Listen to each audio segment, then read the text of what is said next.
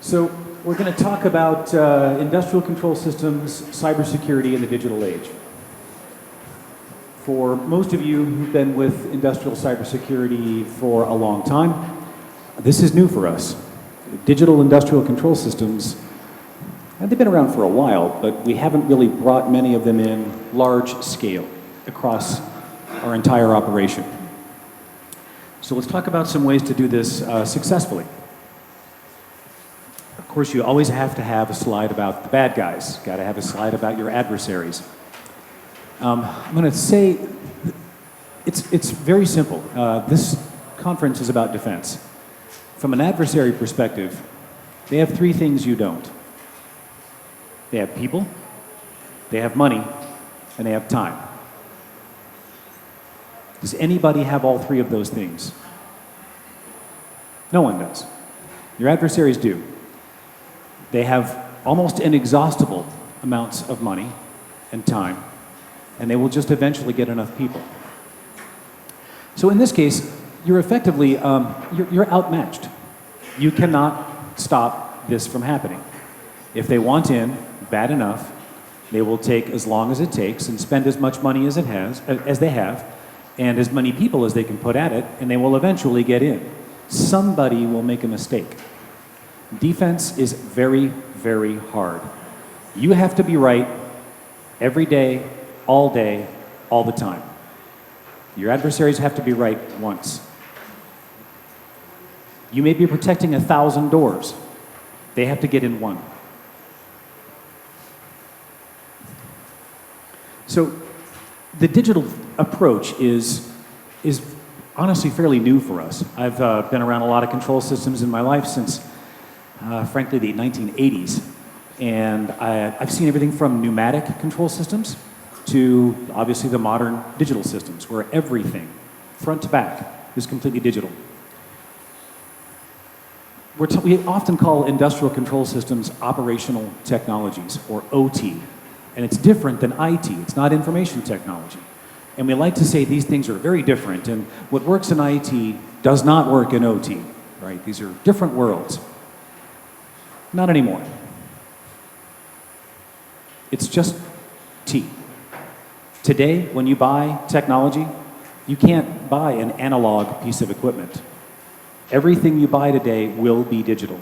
Everything you buy tomorrow will be digital. There is no more analog equipment being made. Your vendors don't sell it.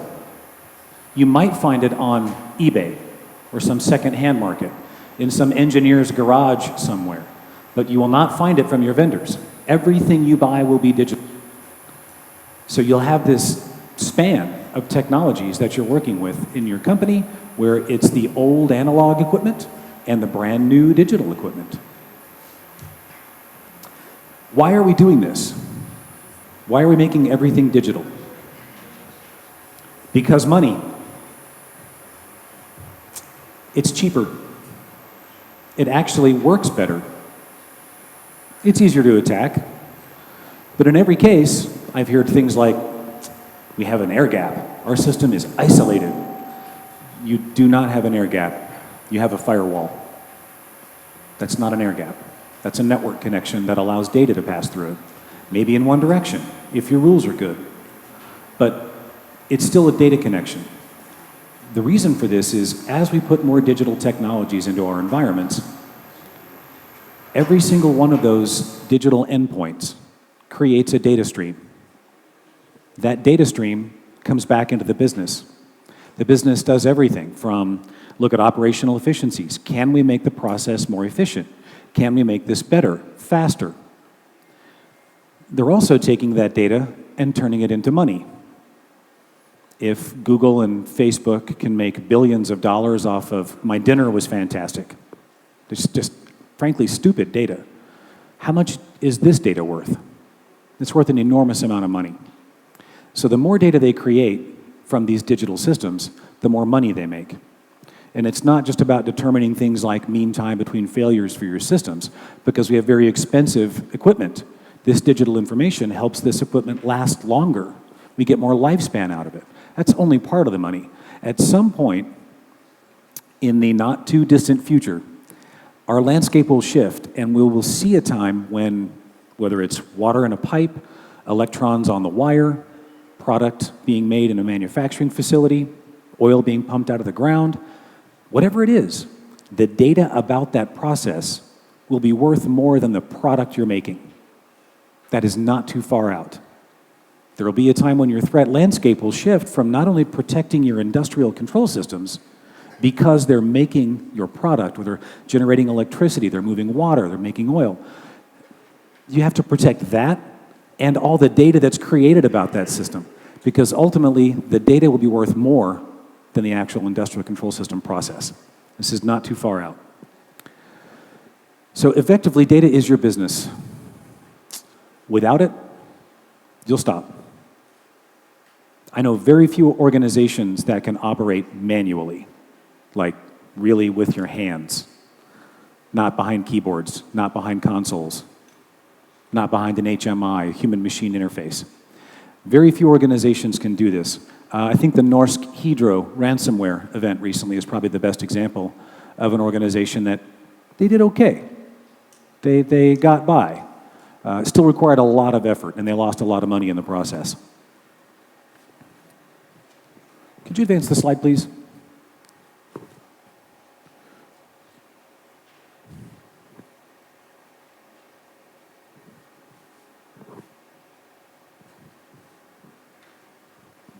There we go. Whoa, too far. Can you go back? There we go. Perfect. Okay. So I've done this for a long time. I've seen a lot of different environments, electric, water, gas, mining, oil and gas, manufacturing, food manufacturing, agriculture. So lots of different industrial control systems environments. There's always the question of what works in ICS, what works in OT. Why is the security there different than it is for a web server or a database or an email server? It's different in that it's not the same. Basically, if you think about security, they typically use the triad, as they call it, of confidentiality, integrity, and availability. Of course, in the industrial space, we could care about nothing else but availability. It's got to be up. We're kind of concerned about the integrity of that information for now. Confidentiality, most organizations don't care. So it's really about availability. So what I've done is I've compiled a list of things that we know, that we've seen in the real world that have worked. There is some scientific basis behind this through some efforts called Visible Ops, in concert with various products from basically CERTs, or computer emergency response teams from around the world. First things first. Identify what you have. If you don't know what you have, you can't protect it.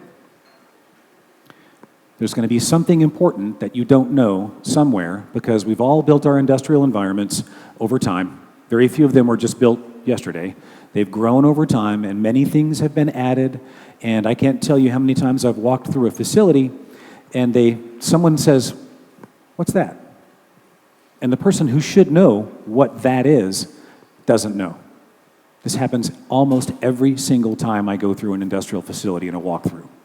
Almost every time. If you don't know what you have, you don't know what to protect. First things first, identify everything that you have. You need to know all of those things. From those things, what do you absolutely need to have to operate? Not what's important, what's nice to have, and that's going to be it's a difficult discussion, because everybody thinks that my things are critical. The stuff that I work on is critical to the operation. Maybe so, maybe not. So this is a healthy but a difficult discussion to have. What is actually critical for your operation to work? And then, of course, once you know what's critical, start there. Protect that first.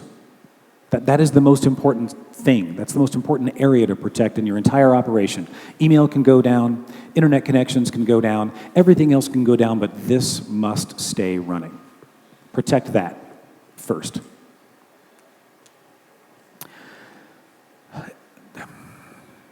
There are some operations that can run 1,000 systems for one administrator. That's hard. That's a very mature organization. They've spent a lot of time getting to that place.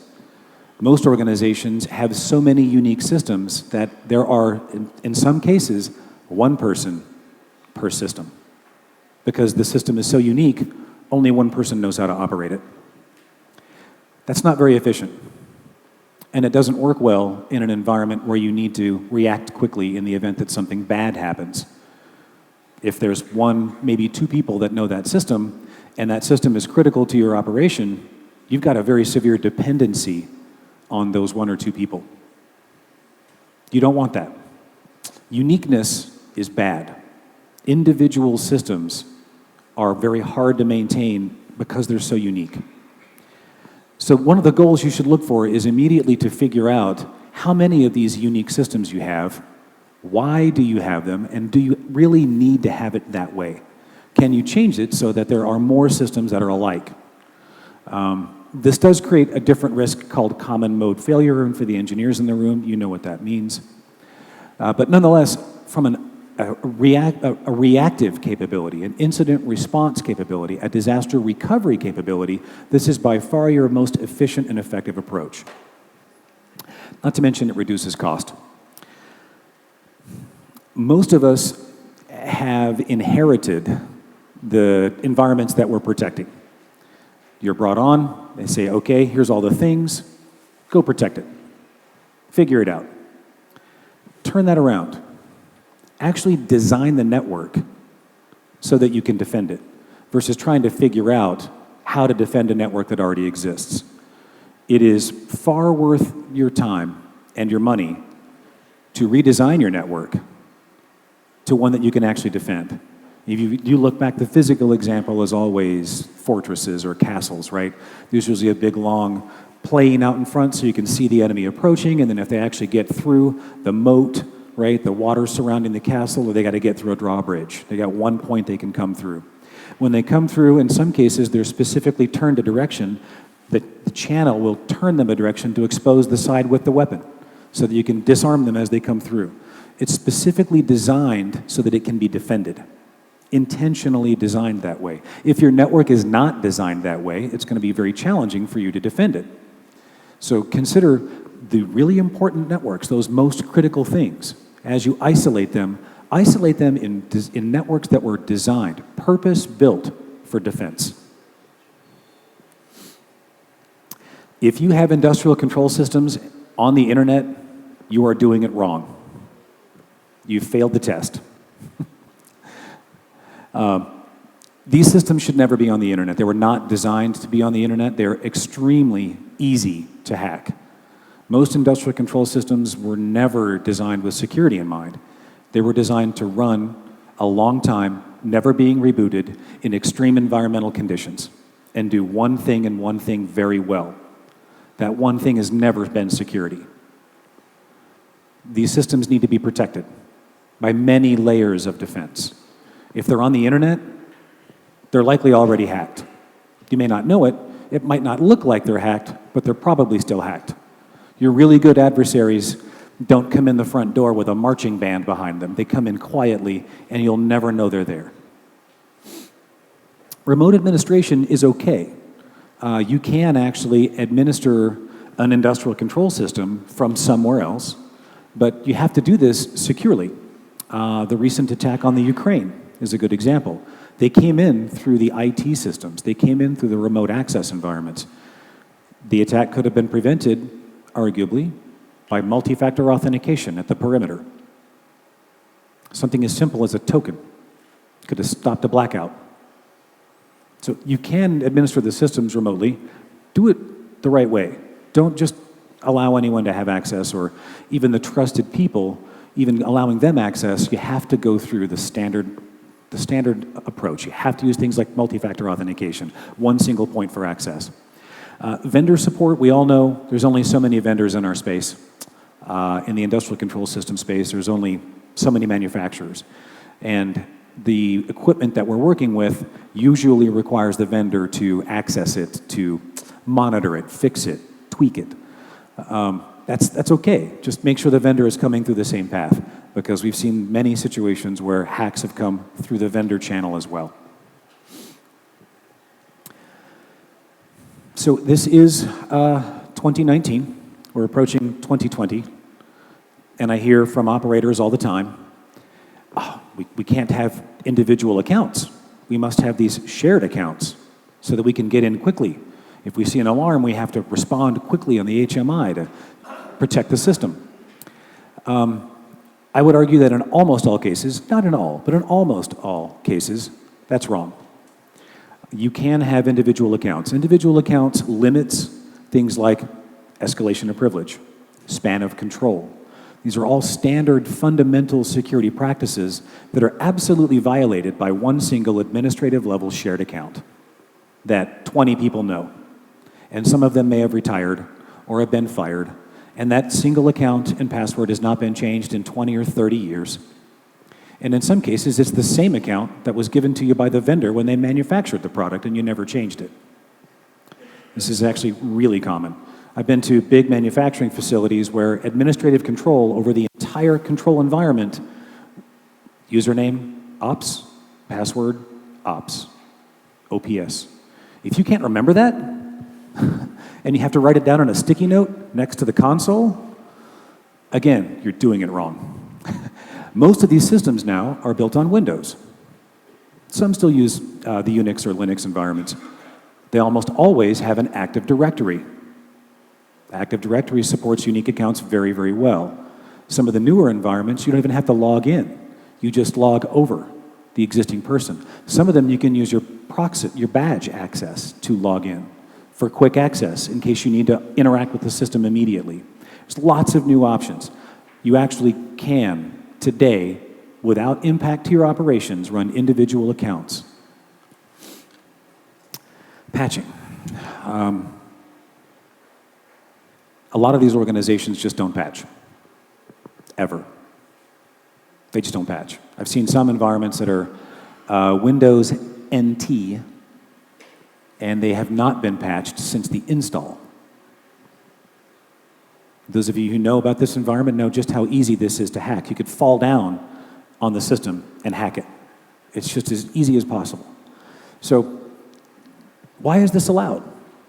Because in most cases, you will break the process. These systems cannot go down. That's okay. You just have to protect it as though it is something that is that easy to hack. So understand the fact that if you do not patch, your threat level, your need to protect that environment goes up dramatically. Patching is the easiest way to solve the problem with most security issues. I think it was a release from, I believe it was Gartner, that showed like 98%, if not more, of all of the security incidents that have happened in the world would have been solved by patching. That leaves you with like 2% or less to protect. Makes your job a lot easier if you can just patch. In our world, we can't. So defense, you gotta defend it accordingly. Defend it as though it has never been patched. We do have situations where vulnerabilities get disclosed in industrial control systems and they will never be patched. The vendor says, we are not going to patch that. Or the vendor says, that's a feature.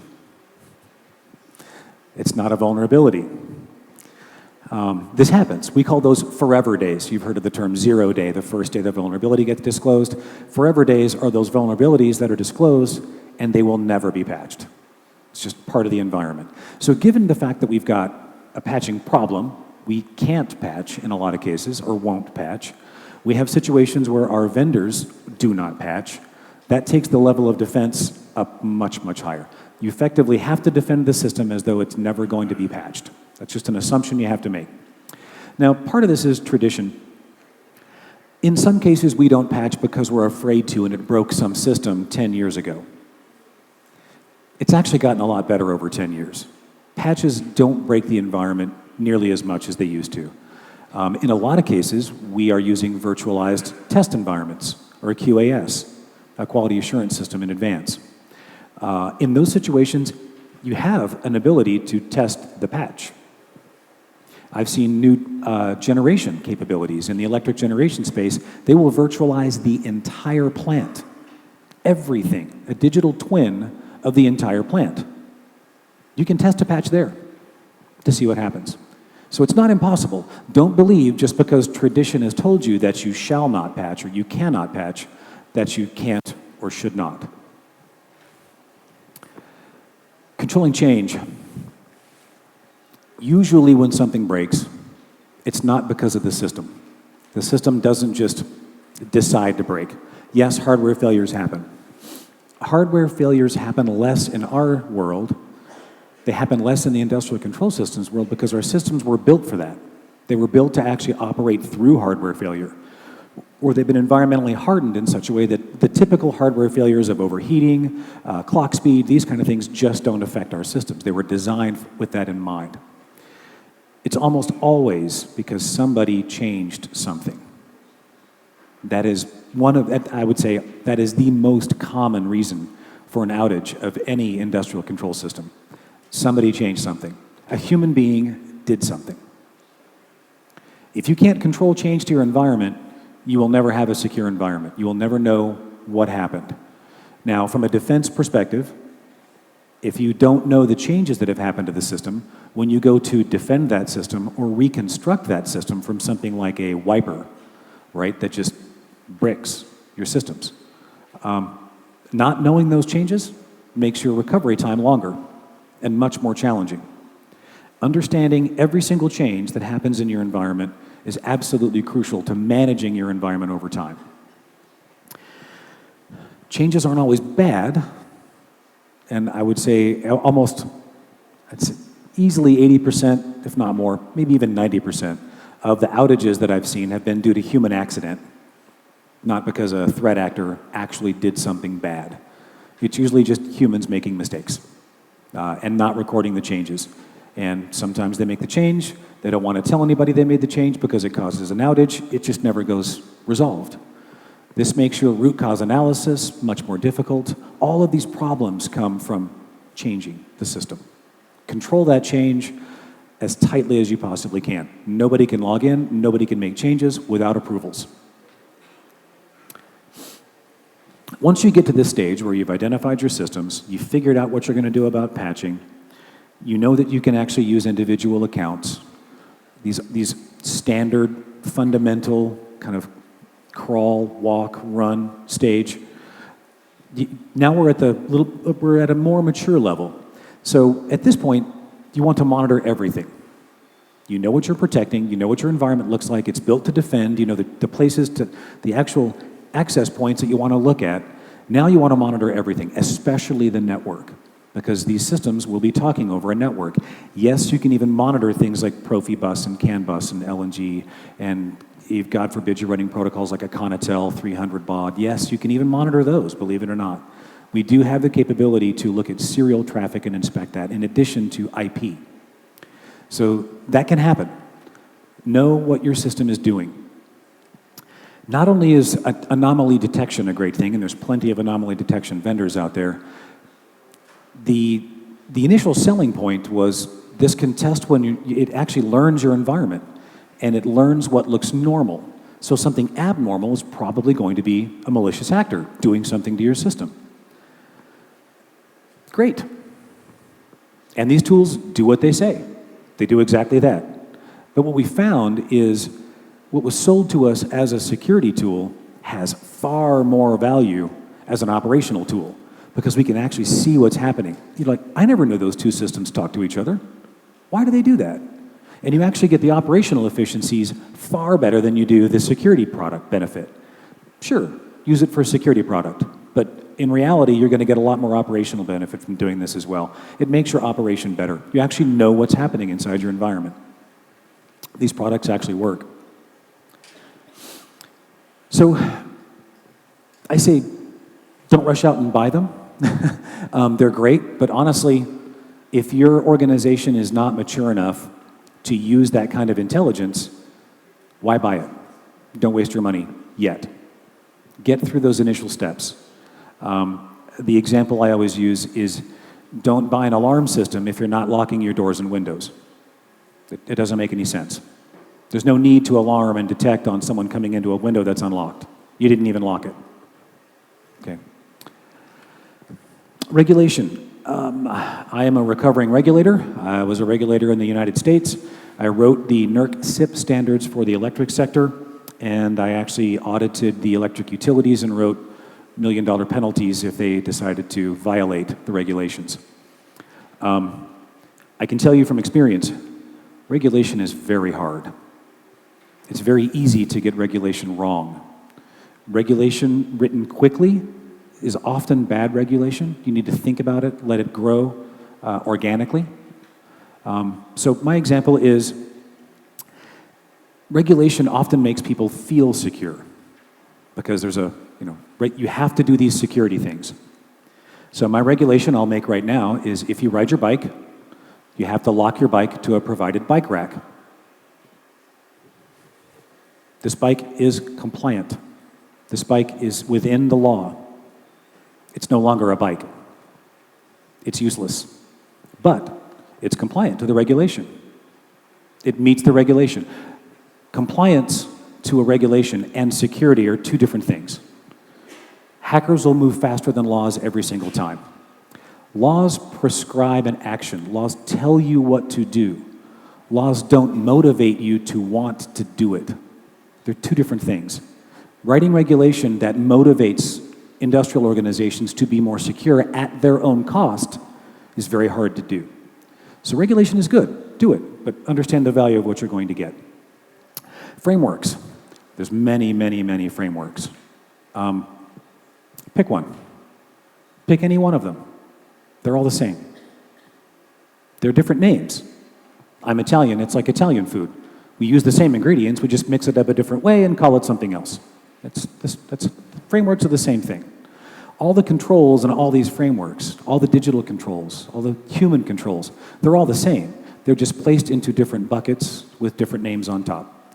The main thing is you need to pick one so you can measure where you are against others in the same framework. This is how you measure your success.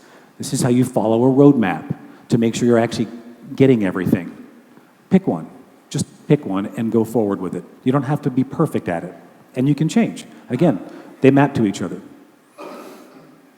Ultimately, at the end of the day, it's up to every single one of you in this room to defend these systems. You are the weakest link in the chain, or you're the strongest link in the chain.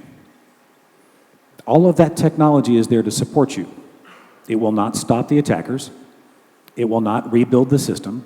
It will not defend against the attackers. That's your job.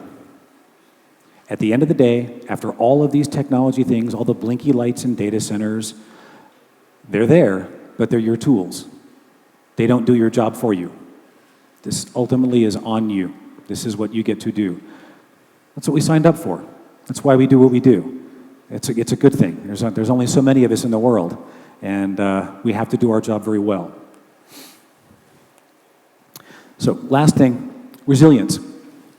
Everyone talks about security, and we should secure these systems. No, I argue that security is actually part of the problem, part of the solution. You have to actually keep your system running. That's different than keeping your system secure. The system must continue to run always, even if it gets attacked. And attacks are going to happen, and you cannot stop them. You cannot stop all of them. So you are there to be resilient. You're there to operate through the attack, not stop it from happening. Recover from it while it's happening at the same time. Those are different concepts than just preventing it. So when you think about security, think about it not just from a prevention standpoint of stopping the attack, but also operating through it and recovering in the event of one. So my question to you before I leave for the keynote speech is, how will you defend differently tomorrow? You are not going to solve tomorrow's problems with yesterday's thinking. If you continue to do things the same way, you will likely fail. How are you going to do things differently? How are you going to defend differently? And that's my question for you. Thank you. Yeah.